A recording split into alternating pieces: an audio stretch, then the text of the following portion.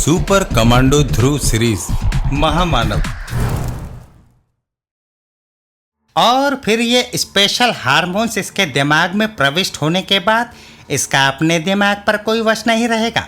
इसके बाद यह महामानव सिर्फ आपका ही आदेश मानेगा महामहिम। सच तो जल्दी लगाओ, देर क्यों कर रहे हो? लेकिन वान को महामानव की मानसिक शक्तियों का कतई अंदाजा नहीं था, क्योंकि महामानव का मस्तिष्क जाग रहा था और उसको पूरी स्थिति समझने में क्षण भर भी नहीं लगा।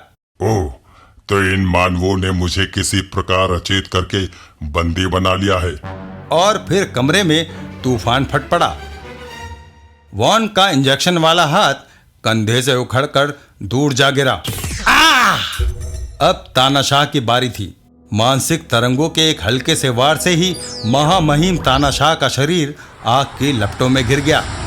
महामानव को बांधने वाले स्टील के मजबूत पट्टे कच्चे धागों की तरह टूट गए। महामानव कमरे से बाहर निकला। अब तक उसका क्रोध भड़क चुका था और अब उसको रोकना असंभव था। इमारत से बाहर निकलकर क्रुद्ध महामानव ने अपना पहला निशाना इमारत को ही बनाया और इससे पहले कि इमारत का मलबा पूरी तरह से गिर पाता, महामानव ने ऊपर की ओर देखा और पृथ्वी की परिक्रमा कर रहा उपग्रह अपने ब्रेन वॉश यंत्र के सहित चूर चूर हो गया। परंतु महामानव का क्रोध अभी शांत नहीं हुआ था। इन मानव कीड़ों को ऐसा सबक देना चाहिए जिससे ये मुझ पर दोबारा हमला करने का साहस न कर सकें। महामानव के हाथ हवा में उठे और देखते ही देखते आसमान का रंग काला हो गया। उसमें से एक भयंकर बवंडर नीचे धरती पर उतरा और निर्दोष नागरिकों पर कहर बनकर टूट पड़ा। इमारतें ताश के पत्तों के घरों की तरह ध्वस्त होने लगी। ट्रक जैसे भारी वाहन भी कागज के हवाई जहाजों की तरह हवा में उड़ने लगे।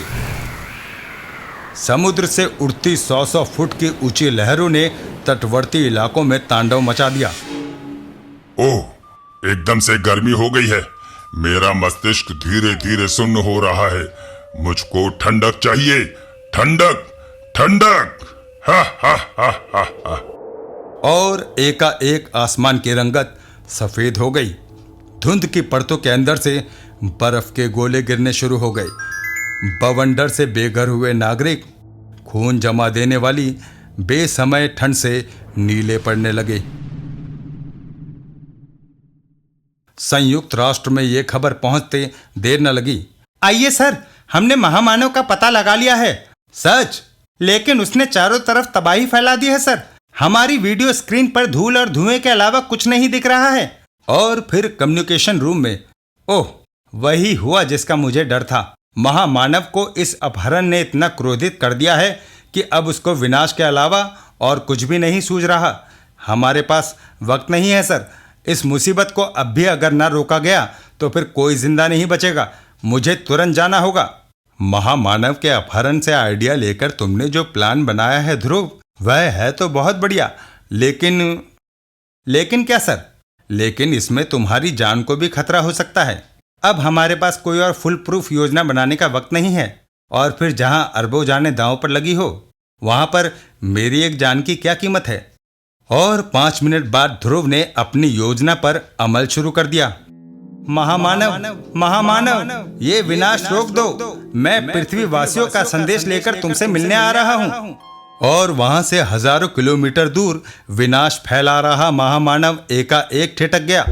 तुम मुझे तुरंत वहीं उत्तरी ध्रुव पर स्थित मृत ज्वालामुखी के मुहाने पर मिलो। ठीक है मानव, मैं तुमको स्वयं ही बुला रहा हूँ। परंतु ध्यान रखना, अगर तुमने कोई चालाकी करने की कोशिश की तो पूरी मानव जाति पछताएगी। और अगले ही पल एक रोशनी के घेरे ने ध्रुव को हवा में उठा लिया। बेस्ट ऑफ लक ध्रुव, हम लोग यहाँ पर एकदम तैयार हैं। ध्रुव का शरीर तेजी से उत्तरी ध्रुव की तरफ बढ़ने लगा। अगर मैं अपने दिमाग को एकदम शून्य रखूं तो महामानव मेरे विचार नहीं पढ़ पाएगा, वरना अगर उसने मेरे विचार पढ़कर हमारी योजना जान ली तो वह सतर्क हो जाएगा और हमारी योजना बेकार हो जाएगी। कहो मानव, पृथ्वीवासी क्या चाहते हैं? मुझसे सहयोग करके अपना विकास या क्रुद्ध करके अपना विनाश? लेकिन और यहीं ध्रुव से चूक हो गई।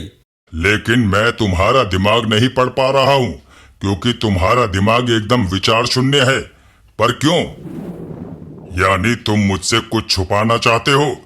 ध्रुव समझ गया कि गड़बड़ होने वाली है। वह आगे लपका, लेकिन महामानव सतर्क था। अगले ही क्षण ध्रुव का पूरा बदन जड़ हो गया। हा हा हा हा, इस वक्त तुम्हारा दिमाग और शरीर मेरे कब्जे में है बच्चे।